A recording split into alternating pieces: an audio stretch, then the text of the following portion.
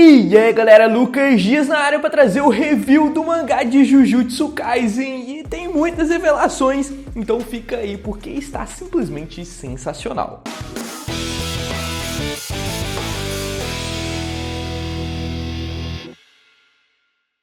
E a gente começa esse capítulo com a memória da Amarai Riko, aquela garota que acabou morrendo pelas mãos do Toji. Aqui a gente tem uma conversa entre a Yuki e o Tengen, e a Yuki está questionando aqui se existia algum outro receptáculo de plasma estelar que não pudesse substituir a Riko. E o Tengen responde que nenhuma criança tinha tanto potencial quanto ela, ou seja, existiam outras pessoas, só que não tinham tanto potencial assim. E aí a Yuki, logicamente, pergunta o porquê então o Tengen decidiu arriscar e não fazer essa fusão com outra pessoa. E na visão do Tengen aqui, ele diz que ele não simplesmente recusou, mas aceitou a realidade.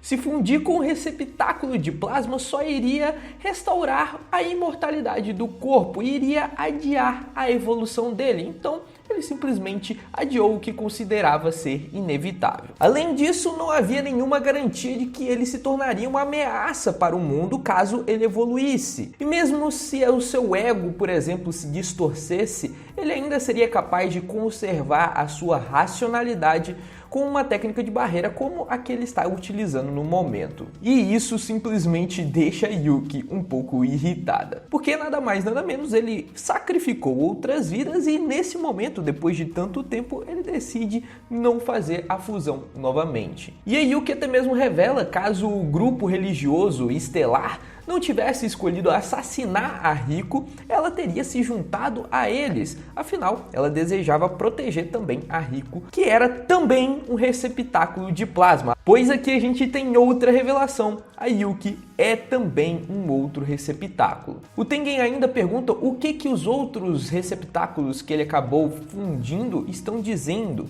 Ele não consegue mais ouvir esses receptáculos antigos porque eles acabam se tornando ele próprio, o próprio Tengen. E ao que tudo indica, a Yuki consegue ouvir o que eles dizem, mas a Yuki prefere não contar. Afinal, a resposta não faria diferença. Não importa se a resposta fosse boa ou ruim, o Tengen poderia justificar tudo através da sua idade e dizendo que alcançou um certo tipo de iluminação. E apesar do papo aqui estar muito bom entre eles, acontece algo que a gente já esperava. A barreira do Tengen é rompida e o Kenjaku consegue invadir no dia 16 de novembro às meia-noite. E a primeira pessoa que ele dá de cara é nada mais nada menos do que uma de suas criações, o Choso. E apesar do Choso estar bem sério e desejar matar o Kenjaku me parece um pouco decepcionado porque ele quer encontrar logo o Tengen. Mas antes dessa batalha conversar, a gente tem outro papo interessante. Segundo o próprio Kenjaku,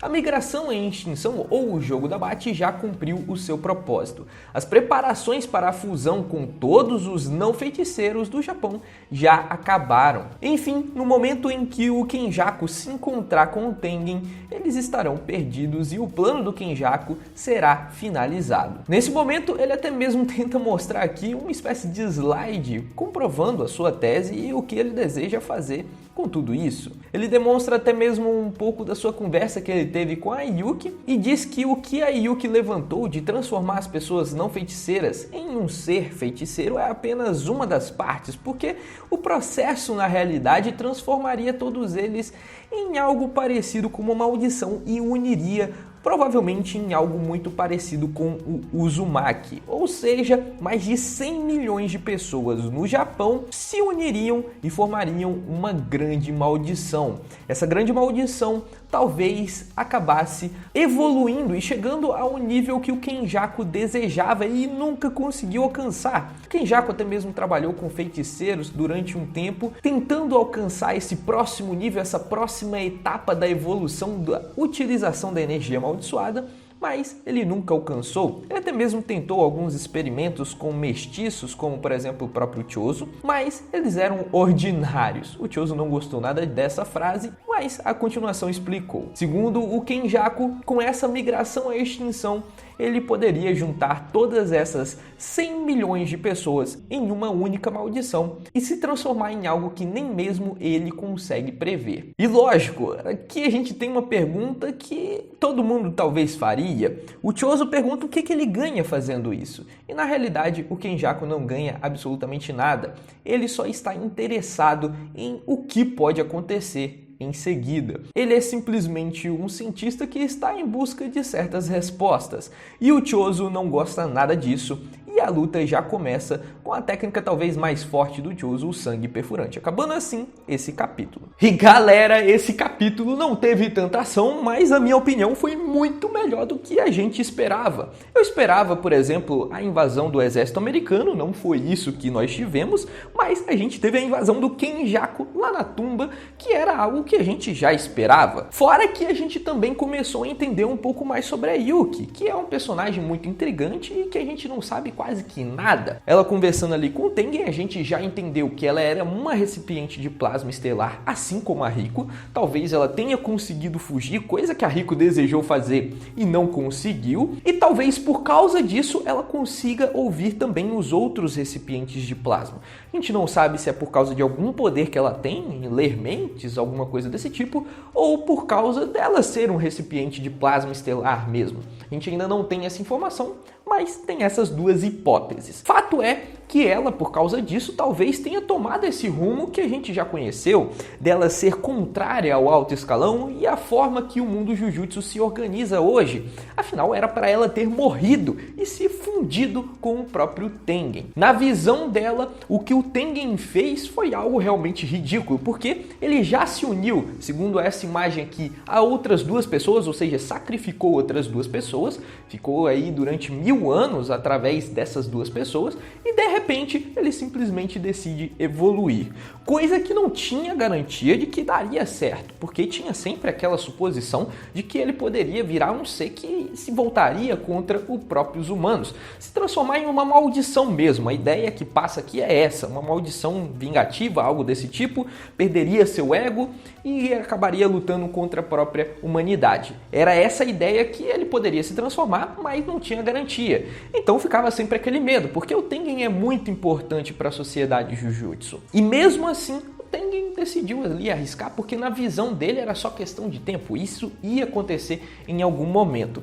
E assim, na realidade, eu até entendo o Tengen. A gente não tem que interpretar as coisas somente com o que aconteceu no presente. O Tengen tem mais de 1000 anos, então ele teve aí, durante todo esse tempo, 2 fusões, e ele ficava talvez se imaginando o que poderia acontecer caso ele não fizesse essa fusão. Na visão dele era tudo uma questão de tempo até ele não fazer uma fusão novamente e acabar evoluindo.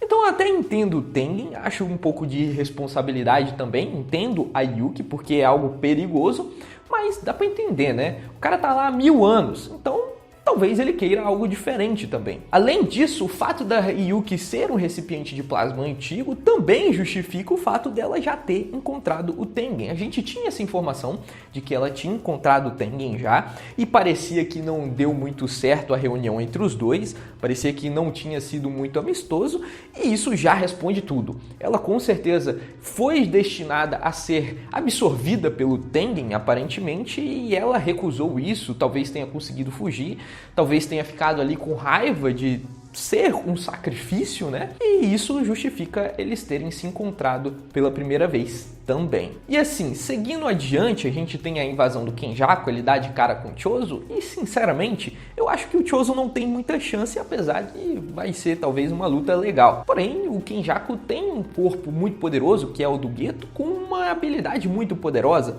Eu acho que o Chozo não tem tanta chance, mas ainda assim eu fiquei questionando um pouco do porquê que o Chozo não estava, por exemplo, com a Yuki. Por que os dois não lutam juntos contra o Kenjaku? Eu acho que essa seria a melhor decisão, correto? Mas a gente tem que levar em consideração o cagaço do Tengen também. Apesar dele querer evoluir, ele não quer morrer de fato. Então, talvez ele tenha deixado alguém mais perto ali da entrada e deixado a mais poderosa ao seu lado. Essa foi uma decisão um pouco estranha, mas foi o que pareceu acontecer. Até mesmo porque a gente consegue ver aqui que o Kenjaku invadiu uma parte de cima, então talvez tenham outras barreiras até chegar o próprio Tengen. E aparentemente o Chozo está nessa primeira barreira, está lá defendendo o que seria o início, talvez dando tempo do próprio Tengen conseguir fazer alguma coisa nesse meio tempo que o Chozo ganhar. Mas o mais legal desse encontro, nessa primeira parte aqui do Chozo e do Kenjaku, é que aos poucos a gente também está começando a entender como é que o Kenjaku pensa. Eu já tinha levantado essa hipótese que o Kenjaku é só um cientista que quer ver o resultado final de todo esse experimento, e é o que parece. Ele quer ver até onde a utilização da energia amaldiçoada pode alcançar. E ao longo desses 1000 anos ele fez alguns experimentos, como por exemplo o próprio Chozo. Ele tentou fazer mestiços para criar alguém que consiga utilizar a energia amaldiçoada de uma forma diferente. Não deu certo, na opinião dele todos eles foram meio medíocres, mas ao que tudo indica, com esse jogo do abate ele tem a expectativa de juntar 100 milhões de pessoas em uma única maldição, como se fosse um Uzumaki, que pega ali várias maldições pequenas e junta numa única gigante. Ele vai fazer isso com 100 milhões de pessoas. Essa é a ideia do Kenjaku, e com tanta energia assim, ele acredita que vai surgir um ser que vai fazer algo muito diferente, que vai trazer o caos e que vai utilizar a energia amaldiçoada como nunca antes alguém utilizou. Com certeza vai ser um dos seres mais poderosos de toda a história, ou talvez o mais poderoso de longe. E da visão dele, isso vai trazer talvez o fim do próprio Japão e também talvez o fim do mundo. Lógico, isso não é muito agradável nem mesmo para o Kenjaku, mas é o objetivo final dele. Ele quer ver o que esse ser vai ser capaz de fazer. E eu acho que, como todo mundo, o Chozo não gostou nada de ouvir isso. Agora, se esse for o único objetivo assim dessa migração e extinção, eu acredito que ele não vai ser bem sucedido. Eu acho que ficou bem claro isso também, porque se ele for bem sucedido, todo mundo morre. Então eu acho meio difícil, porque terminaria a história. Eu ficaria muito surpreso se o Kenjaku conseguisse transformar 100 milhões de pessoas em uma única maldição. Sendo assim, eu acho que apesar de ter aumentado a expectativa, porque esse plano é realmente muito louco e criaria um ser muito doido também, eu também abaixei um pouco a expectativa, porque eu acho que isso não vai acontecer. Mas eu quero saber a sua opinião, deixa aqui nos comentários.